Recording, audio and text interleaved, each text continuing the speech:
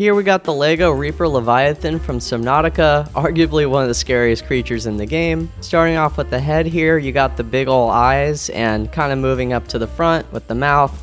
It can open up pretty wide thanks to like those big joint pieces that I use, and kind of better look at the teeth and the side profile of the mouth. So yeah, it's definitely got some range there. And looking back at the front again, you could also bend the mandibles all the way to the back, kind of like when he's about to attack the player.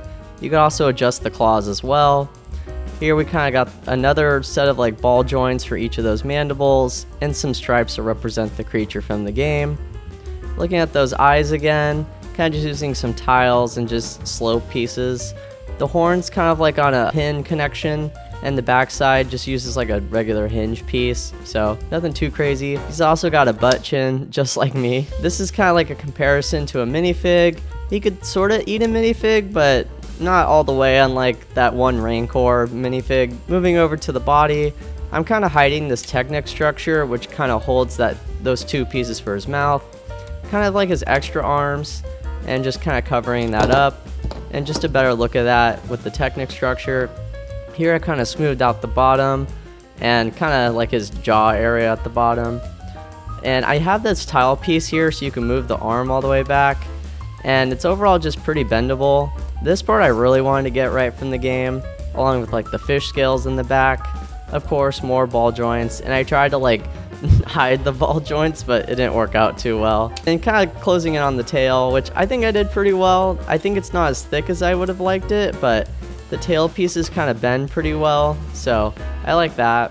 And like those red pieces sort of lock into place. Using a little bit of snot on the back, nothing crazy, but it does the job. And yeah, all the bird's eye view of the creature. And you can see that I tried to like give it some depth where like the white kind of comes out from the red scales. But yeah, here it's not the best.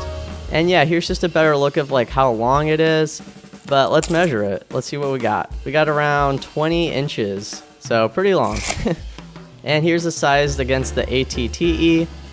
And yeah, just a better look at the creature. And again, just kind of seeing how posable it is. Try to make it as much as a fish as possible, so a lot of undulation. And yeah, let's move on to if you want to build it. So here's just me sort of taking it apart.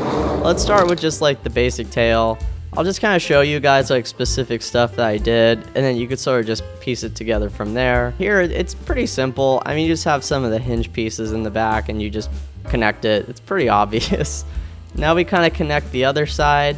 This uses a little bit of snot, so just be careful with that. Just kind of make sure you know what you're doing here. Next we got the bigger, probably the biggest portion I would say. Kind of uses the same technique, but kind of a different snot.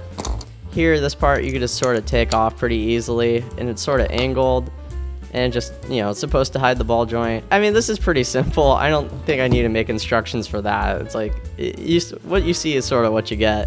But some nice like kind of angling here. You just put that back on, of course. Okay, now we got probably the smaller part. That's kind of those larger ball joints, but they kind of crack over time, which I don't like.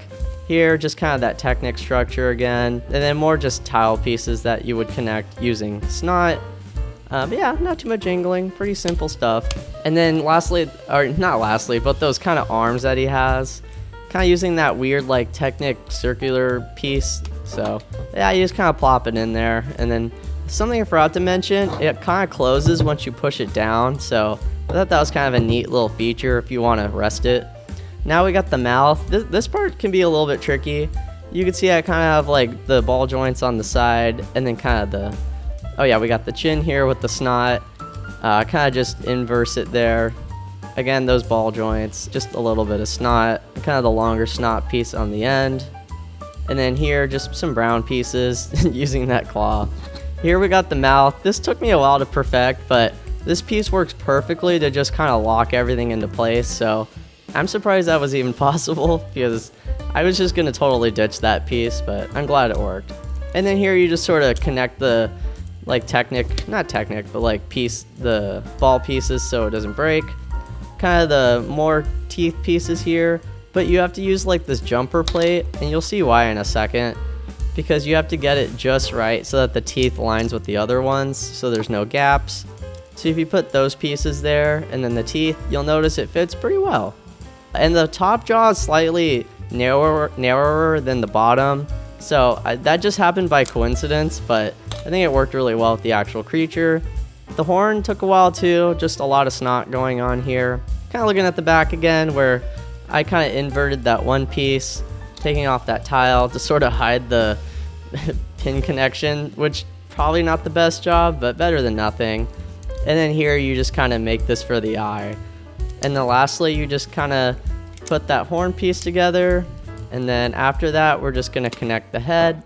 Hey guys, what's up? So hopefully if you made it this far, I just want to say thank you guys for watching so much. If you guys are wondering, this is sort of the comparison to my chin, so sort of looks like it. I was really excited to make this. I remember like the original one that I made back in like a year ago. It was like a micro scale one, but I still had a really good time, and I think that was my first Subnautica build. And I mean, I didn't get like a crazy amount of views, but definitely better than some of my shorts. So I was like, oh, okay, we kind of roll with this. And of course, not all of them do very well, but I'm very passionate about Subnautica. And of course, many people were asking to make the Reaper Leviathan, but bigger. So I'm like, I don't know if I really have the pieces, but I think over time, you know, I accumulated more pieces, especially from like that dinosaur set you guys saw a while back, with a lot of like those like bendable pieces that really came in handy for the mandibles. But you know, I'm really happy that I made it. So I know a lot of you guys are also asking for the gargantuan Leviathan. Give me time, guys. Give me time. That thing's huge. At least it's like a color that, you know, black. That I have a lot of black pieces, so that's probably a little bit easier. But in terms of the size and like all the like curvy tentacles, they'll probably take me a while. But yeah, again, thank you guys for watching, and take care.